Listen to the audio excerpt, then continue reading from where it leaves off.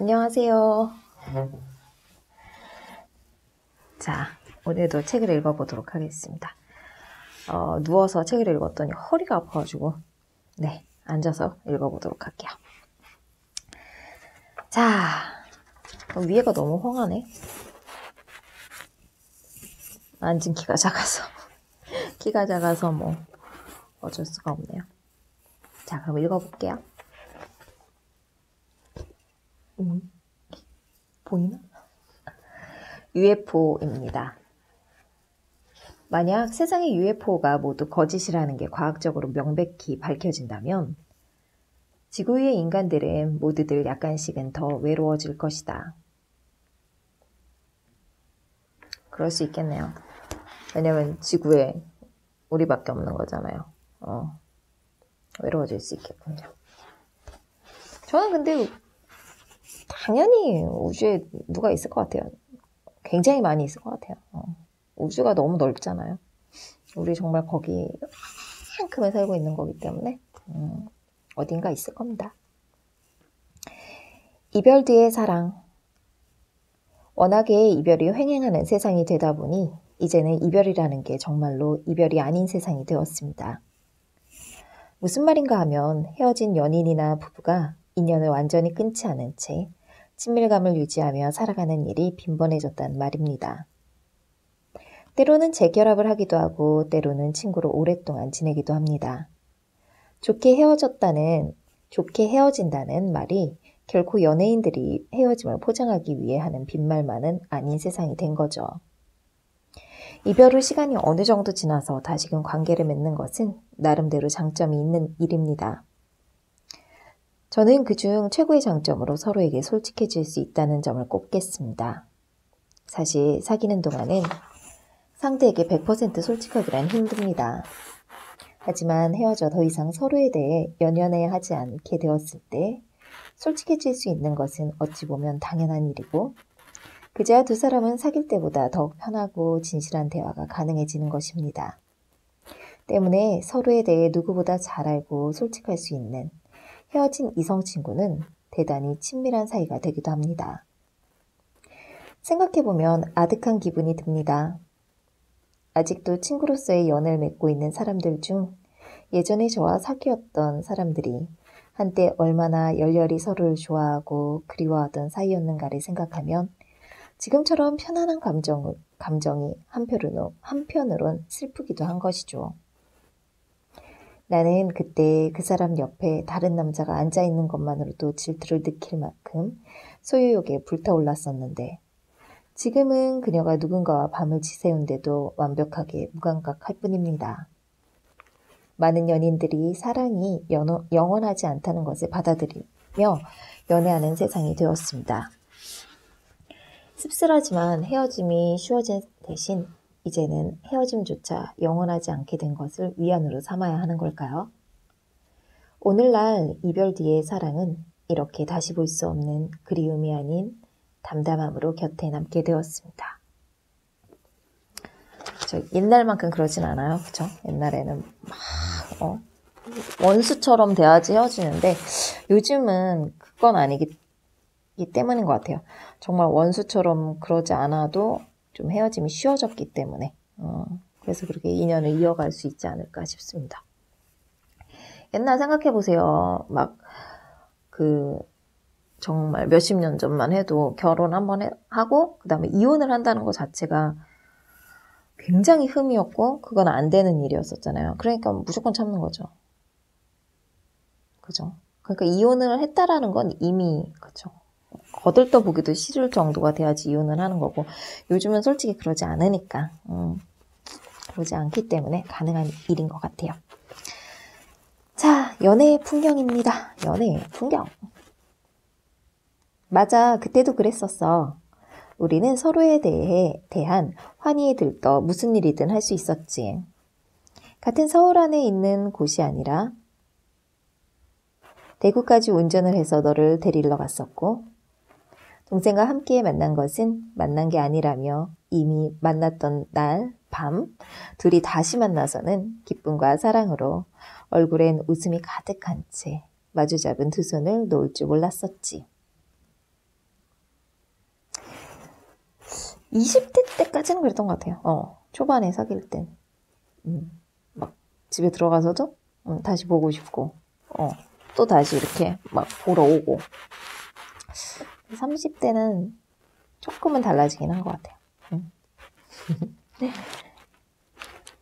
맞아. 그때 그 사람도 그랬었어. 너는 집에 다 도착해놓고는 내가 보고 싶다고 다시 학교가 있는 곳으로 돌아왔었지. 우리가 볼 수 있는 시간은 단 10분. 너는 그 10분을 위해 같은 곳을 2번이나 왕복하는 수고를 마다하지 않았었어. 귀찮지 않아? 어떻게 그럴 수가 있어? 아니, 전혀 조금도 귀찮지 않아. 너는 웃으며 말했지. 그리고 그 웃음을 보며 나는 전율했다. 예전 누군가에게서 보았던 바로 그 표정이었거든.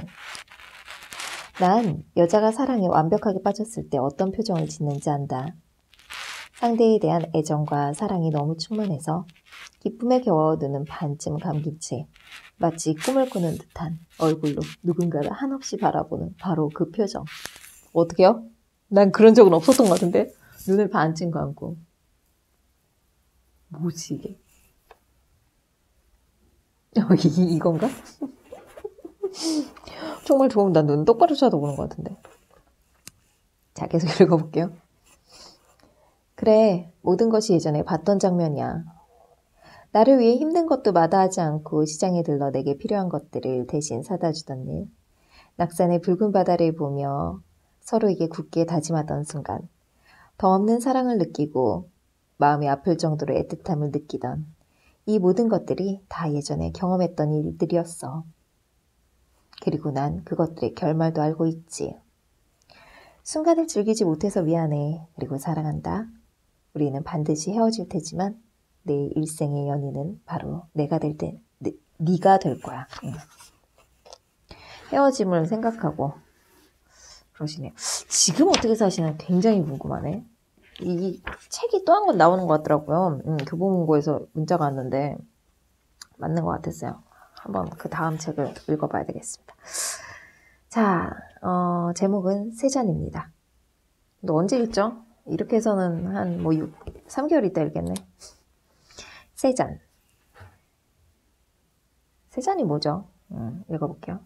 38이 되던 해 생일날 나는 세 잔의 전기를 선물 받았다. 화가 어떡해. 저 너무 무식했어요. 세 잔? 물론 이게 지금 띄어쓰기가 안 돼 있어가지고 아닐 거라는 생각은 했지만 술 세 잔인가? 이런 생각했는데 물 세 잔? 음료수 세 잔? 화가 세 잔이었습니다. 죄송합니다. 네, 이래서 책을 많이 읽어야 돼요. 앞으로 많이 읽으려고요. 그리고 그것은 내게 많은 생각을 하게 해주었다. 세잔이라는 위대한 화가가 일생을 통해 구현하려 했다는 대상을 있는 그대로 바라본다는 것에 대해 강렬한 호기심을 느꼈기 때문이었다. 나는 지금껏 살아오면서 세상을 바라보는 나의 시선이 주관성을 배제해 본 적이 한 번도 없다. 나는 지극히 주관적인 사람이었고 그러한 점을 당연하게 생각해왔기 때문에 세상의 사물과 사람을 오로지 나의 시각으로 보고 나의 관점에서 판단하고 생각해왔던 것이다. 그러니 세상의 모든 것들은 내게 필요한 것과 아닌 것, 내가 관심 있는 것과 아닌 것으로 나눠질 수밖에 없었고 내 편인 사람과 아닌 사람으로 구분될 수밖에 없었다. 그리고 이러한 나의 주관성이야말로 나를 결정짓는 중요한 요소라 생각했다. 그런데 세상을 있는 그대로 바라본다? 있는 그대로 바라본다? 라니? 도대체 왜? 나는 의문에 빠졌다. 그리고 알고 싶었다. 태어난 날, 나는 태어나서 한 번도 가져보지 못한 물음을 선물 받았다. 여기 사과가 있다. 사과는 사람에게 장차 자신의 입속으로 들어갈 식용의 대상으로밖에 비치지 않는다. 그것은 사과를 보는 사람의 시각이 그러하기 때문이다. 저 사과의 빛깔이 얼마나 곱고 붉은 빛을 띠고 있는지, 윤기는 얼마나 나는지, 크기는 먹기에 얼마나 적당하며 값은 얼마나 하는지와 같은 점들이 고려되는 것이다. 그런데 사과의 본질이 정말 이런 것에 불과할까? 라는 의문을 품은 사람이 있었다.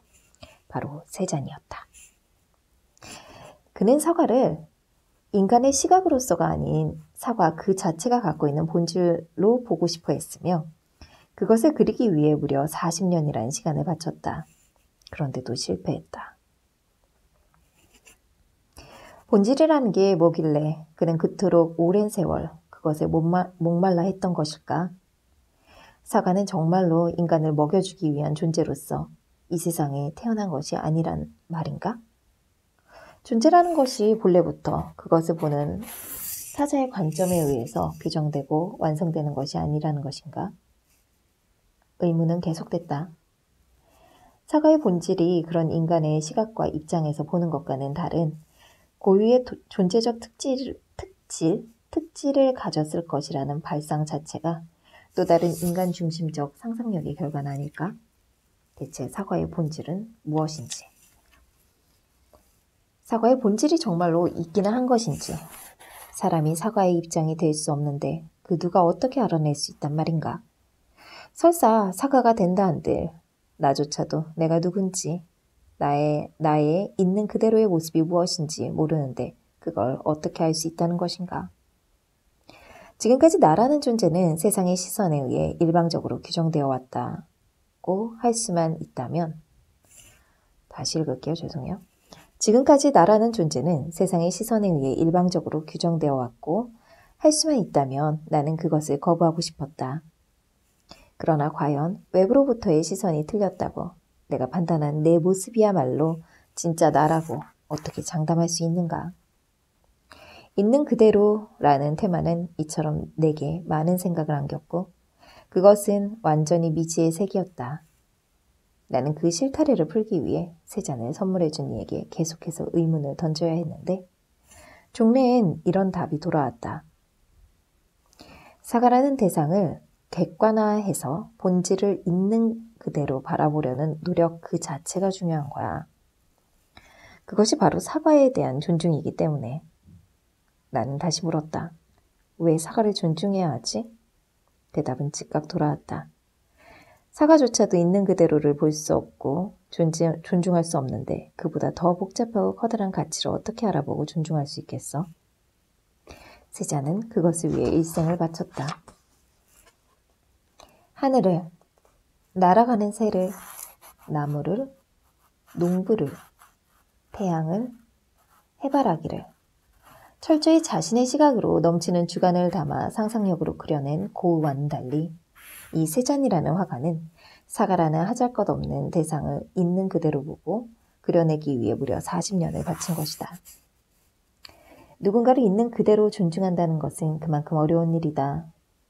사람은 자신의 필요에 의해서 자신의 입장과 시각으로 타인을 볼 수밖에 없기 때문에 존재의 본질이란 어쩌면 타인에 의해 인식되는 것 외에 다른 답이 없을지도 모른다. 그래서 세잔은 실패한 게 아닐까? 영화 라스베가스를 떠나며에서 알코올 중독자이자 절망에 빠져 죽음을 향해 돌진하는 남자 주인공 니콜라스 케이지와 몸을 팔아 하루를 연명하는 거리의 여인 엘리자베스 슈는 운명처럼 만나 생애 마지막 사랑을 나누게 된다. 그들은 서로에게 간섭하지 않는다는 조건을 내걸고 동거를 시작하지만 서로를 향한 마음이 깊어질수록 애초의 약속은 퇴색해간다.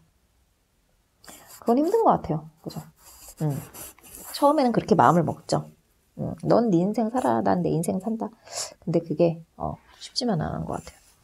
시간이 몇 분인지 잠깐 볼게요. 가까이 좀 갈게요. 놀라지 마시라고. 14분이거든요. 계속 읽어볼게요. 우리의 모든 사랑이 그렇다. 사랑이야말로 사랑의 대상은 철저히 주관성을 띠지 않는가? 나의 눈으로 바라보는 너, 내가 바라보는 너. 그렇기 때문에 너의 존재, 너의 바람, 너의 특질, 너의 욕망, 그 모든 것들을 있는 그대로 인정하고 간섭하지 않는다는 것은 참으로 어려운 일일 수밖에 없다. 그러한 위대한 신 같은 사랑을 하기 위해 우리들은 너무나도 평범한 사랑의 자질을 가졌을 뿐이니까. 제가 한 글자를 더 추가했더니 내용이 이상해졌네요. 다시 읽을게요. 그러한 위대한 신 같은 사랑을 하기에 우리들은 너무나도 평범한 사랑의 자질을 가졌을 뿐이니까. 니콜라스 케이지는 결국 죽음을 택하고 여자는 사랑하는 이가 죽어가도록 내버려둔다. 삶에 완벽히 절망하여 스스로를 죽음으로 몰아가는 연인을 그대로 내버려둔 것이 정말로 있는 그대로를 존중하는 것인지, 그렇게 하는 것이 정말 사랑인지는 모르겠다. 또 그렇게 할 자신도 없다. 만약 나라면 사랑하는 사람이 스스로 생을 포기하도록 내버려두지는 않을 테니까. 그 사람의 처지가 어떻든 정말로 죽어야 할 정도로 아무런 희망이 없다 해도 나는 무조건 살리려고 할 것이다. 그리고 어쩌면 그것은 그가 없는 세상이 내게 고통이기 때문일지도 모른다. 제가 읽다가 갑자기 살짝 느려진 거 혹시 느끼셨어요?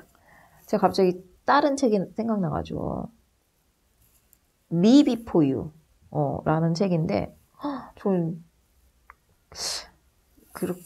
그 책을 보고 펑펑 울었어요. 제가 그렇게 좋아하는 그런 류의 책은 아니었는데 선물을 받아가지고 읽었어요. 근데 그냥 뭐 연애 얘기겠지 뭐 이러면서 이렇게 읽었는데 그거 되게 저는 심리가 이해가 갔어요.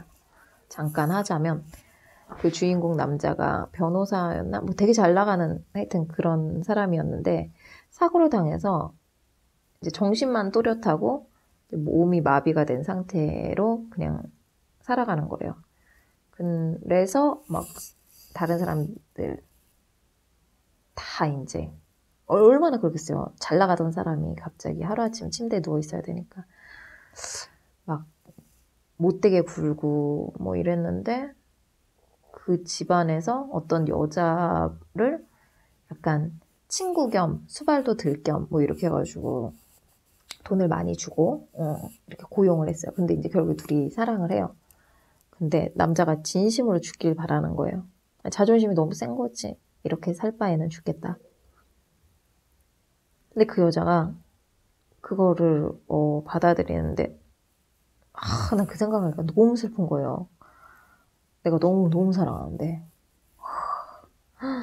그 사람이 죽는 걸 원해. 그럼 그거를 그냥 바라봐야 되는 똑같은 얘기였어요. 갑자기 그게 생각났어요. 제가 다 스포를 해버렸지만 Me Before You 혹시 안 보신 분들 계시면은 보시는 거 좋을 것 같아요. 38의 생일날 나는 아주 관념적인 선물을 받았다. 그것은 옷이나 CD 혹은 향수와는 달리 나로 하여금 많은 생각에 잠기게 했다.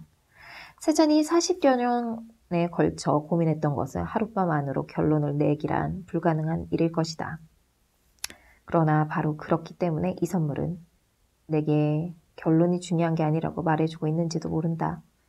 본질을 아는 것보다 본질을 알기 위해 있는 그대로를 보기 위해 노력하는 것이 중요하다고. 그것이 바로 그 대상에 대한 존중이라고.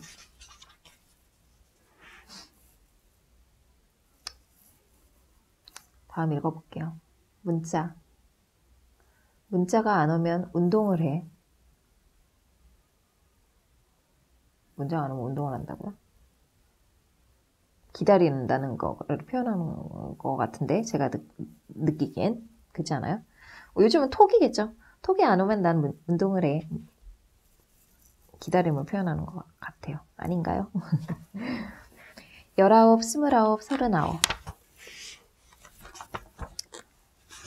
네. 요즘 나의 상태는 별로 좋지 않다. 그 이유를 찾기 위해 애쓰고 있는 형편이기 때문에 왜 그런지는 속 시원하게 말할 순 없지만 현재까지 파편적으로 드러난 것은 매일의 일상이 똑같고 하루가 공허하며 무언가 의미 있는 시간을 보내고 싶은데 아무리 열심히 하루를 보내도 성취감을 느낄 수 없다는 것 정도가 되겠다. 도무지 불안과 결핍의 이유를 찾을 수 없게 된 것이다. 왜 그런 걸까? 내 나이, 우리 나이로 39. 내년이면 40이 되니 이제 누가 뭐래도 적은 나이는 아니다.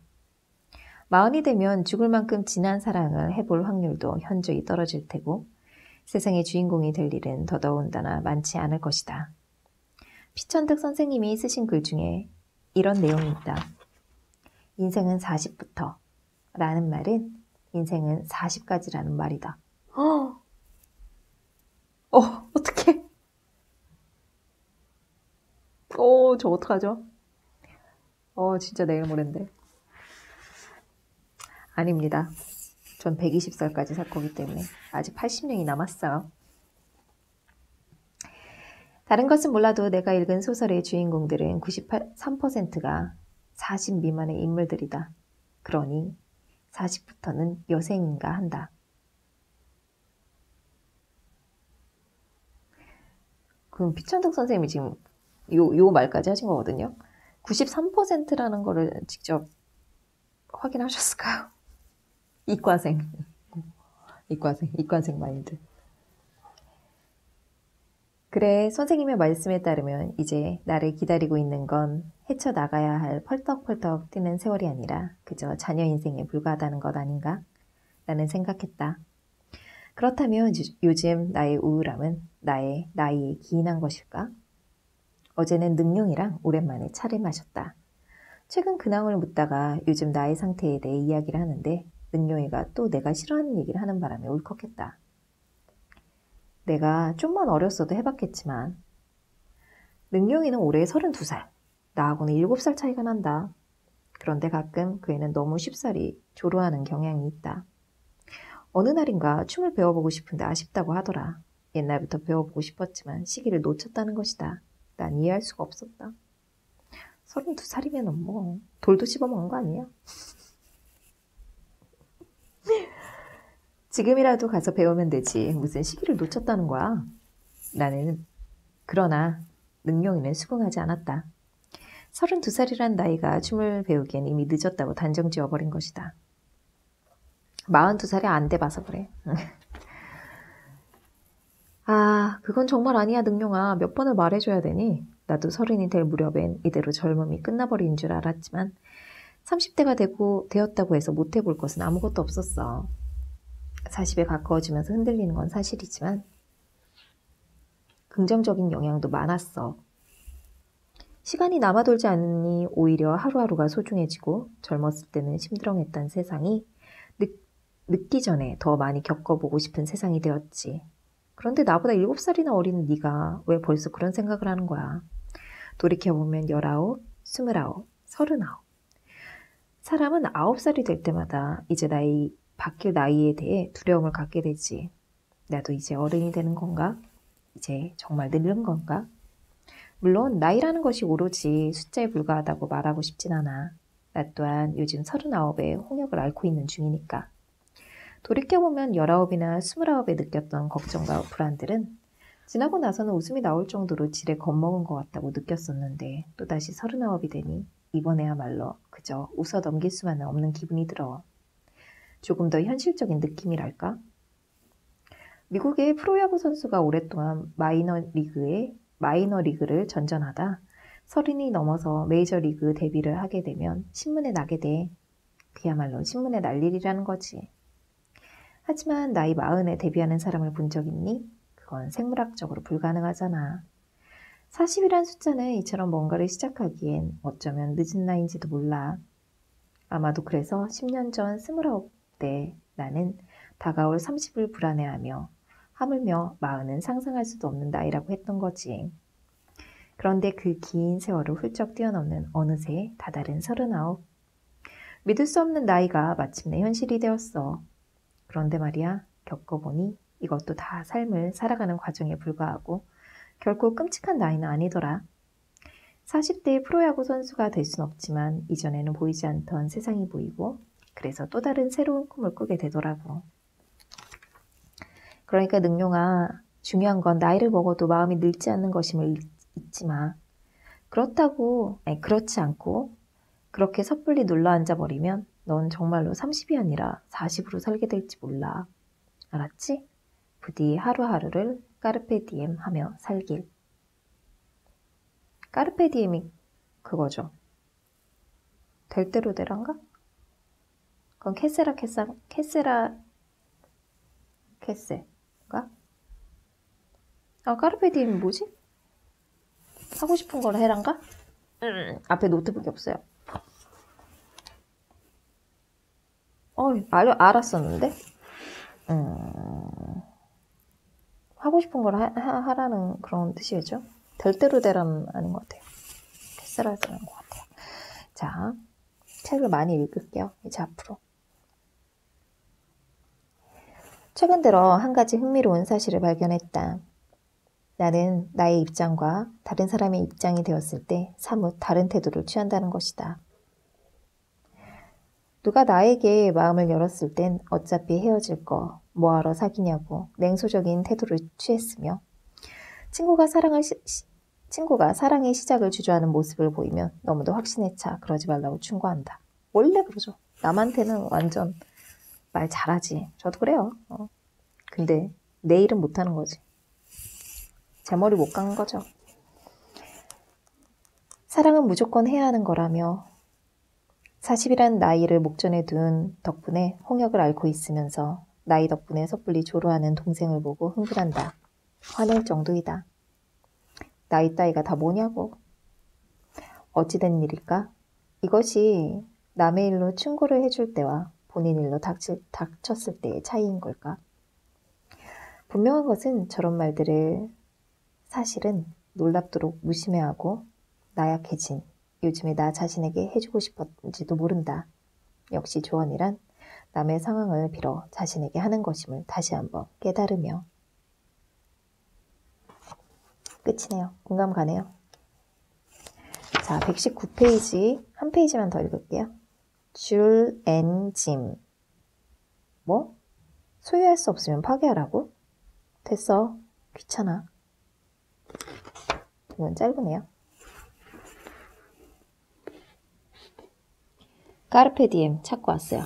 오늘을 잡아라 라는 뜻이네요. 내일 말고 이제 오늘을 충실히 살아라 라는 뜻이었습니다. 자, 그럼 다시 켠김에 하나만 더 읽을게요.